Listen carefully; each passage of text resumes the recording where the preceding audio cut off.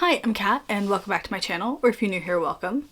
This is a channel where I like to talk about books and ideas, and today I'm going to be telling you about some nonfiction books that I read recently.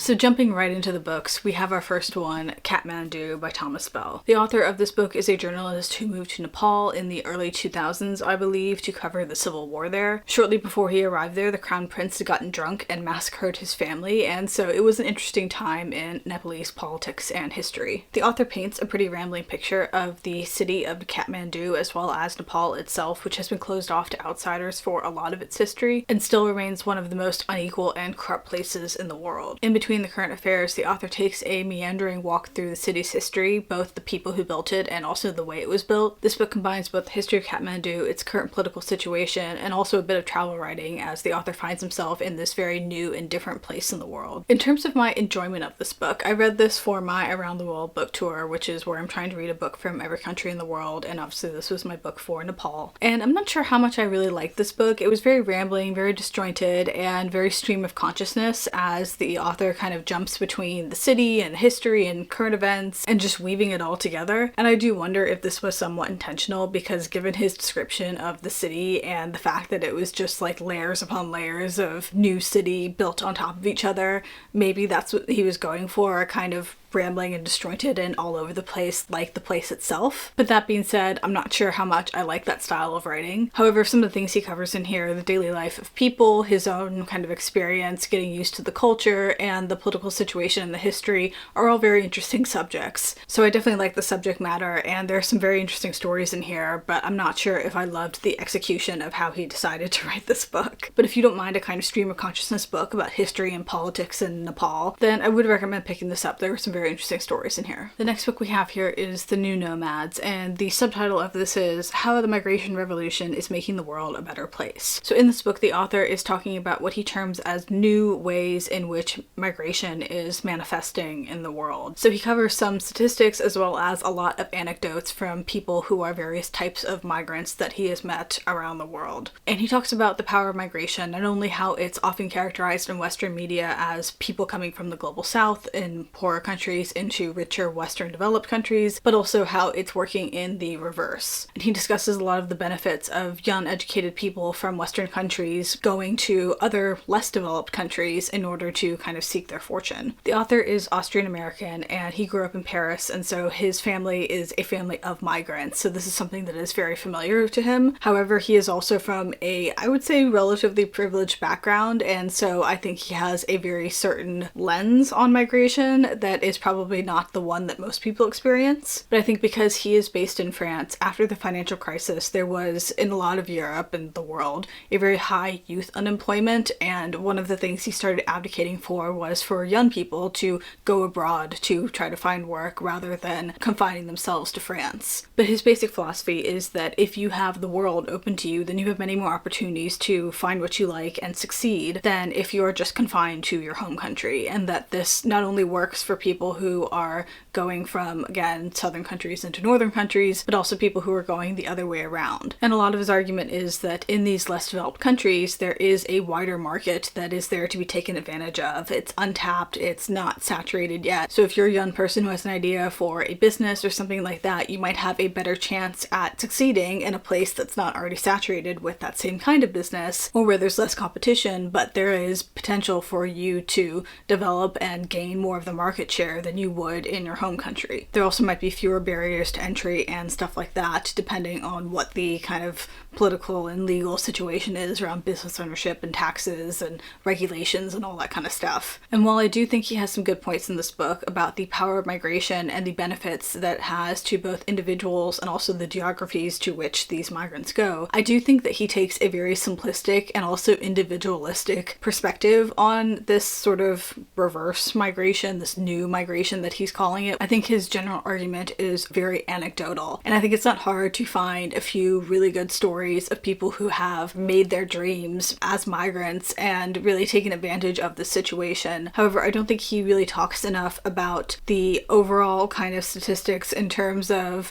how is everyone who might be moving doing with this, and also the impacts on the communities in which these people are going to. I think there's definitely been a lot of media coverage recently about digital nomads and how they flock to certain places in the world that are relatively cheap to live, but this actually can end up raising the cost of living for both them and locals, and they have a kind of negative effect on the local economy and society and all that kind of stuff, because no one's really thought this through about, you know, how this money is being spent, where it's going, and what skills they might be bringing in, but what they also might be taking away from people who have lived there for a while. So I do wonder if this book was largely written to advocate this philosophy that the author has kind of built his entire career around advocating for. I also take issue with the fact that he characterizes this kind of migration from like north to south or rich to poor or whatever as new, when this is basically what happened during various colonial periods, but the only difference is now it's not being directed by the colonial state, it's often being encouraged by the state that's receiving. But I also don't think that makes this a new concept. People have always gone to less developed places to go and seek their fortune. Various European countries did that with America, they also did it with Africa. This is how a lot of the world was populated, with the people who live there now. So I don't think this is really as novel as he's making it out to be, but I do think that he has some interesting points. But honestly, I had a lot of thoughts while reading this book, not all of them good, and it left me with, I think, many more questions than he answered, because I think it is a very shallow anecdotal dip into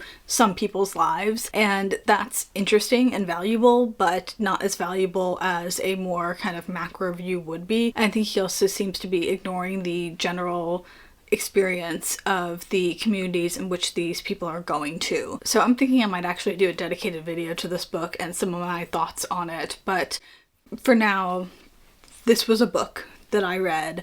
I don't know if I would necessarily recommend it unless you are really interested in migration and you just want to see some perspectives. But honestly, I found this a very shallow, vaguely self-helpy, and highly individualistic look at migration, which I wasn't really a fan of. The next book we have here is Death in the Blood, and this book follows the NHS infected blood scandal. So basically, in the 70s and 80s, there were new drugs developed to help hemophiliacs clot. Hemophilia is a condition where the affected person can't effectively clot their blood because they're missing a component, and it can be mild to severe, but it can mean that minor injuries end up being life-threatening because the person can't stop bleeding. And prior to the mid to late 20th century, life expectancy for hemophiliacs was much lower than the general population. However, these new drugs that would help hemophiliacs clot had to be made with human blood. And I think basically the way these drugs were made was by extracting the needed component for clotting from normal blood and then processing it, and then it would be injected into the affected people who didn't have this component. But the scandal happened when it was revealed that the blood that was used to make these products was not being sourced from the best places. If you've ever donated blood, you know that there's an entire screening questionnaire about your medical history or sexual history, as well as places you've traveled, and they're trying to ensure that you are a suitable donor and that you're not likely to have any blood-borne diseases that could be passed to the person who is eventually going to be getting your donated blood. However, in the 70s and 80s, the pharmaceutical companies that were making these products were sourcing the blood from people who weren't being adequately screened for things like HIV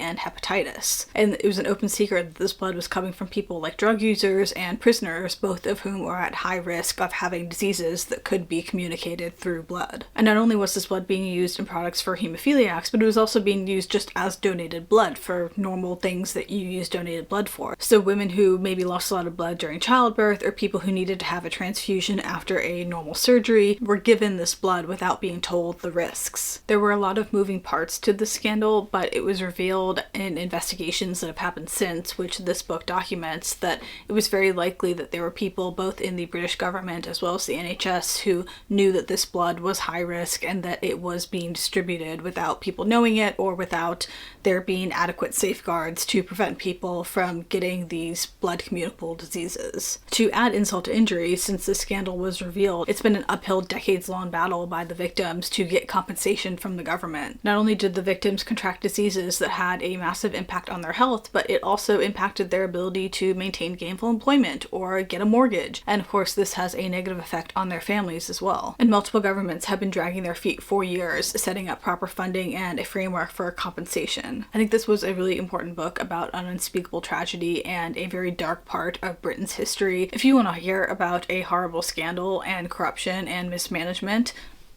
it's a good book to pick up. It was very well done for the subject matter. I think the author has been part of the campaign to get the victims' compensation for years, and you can really just feel her rage in here as she documents the stories of various families who were part of this. So it was deeply informative, but also very moving. And then the last book we have for this little wrap up is High Caucuses. This was another book by a foreign correspondent. The author was living in Russia and writing for various British newspapers when he was sent to cover the siege of school in Beslan, where separatist militants from Chechnya had taken both teachers and students hostage. This incident eventually resulted in the deaths of over 300 people, many of them children. This was obviously a traumatic thing for anyone to witness, but the author found himself particularly affected by it, and so sometime later, as part of his healing, he decided that he wanted to know more about the region where this kind of violence was coming from, and so he decided to take a walk through the North Caucasus and document his journey. So this book is documenting the author's walk through the North Caucasus, kind of on the border between Russia and Georgia, through these various nations, all of which are still part of Russia, but many of which are looking for some kind of autonomy and independence. And as he documents his journey, he tells us a little about the history of the places as well as the current situation today, and it's a really interesting look into this little part of the world that I don't think we often hear a lot about unless there's violence coming from it. He has some really interesting stories about his run-ins with various military and law enforcement personnel, as well as his interactions with normal people, and I found his experience as a traveler very interesting. There are some places where he's walking and he, rents a normal room for the night, but there are some places that are just so remote and closed off that they don't really have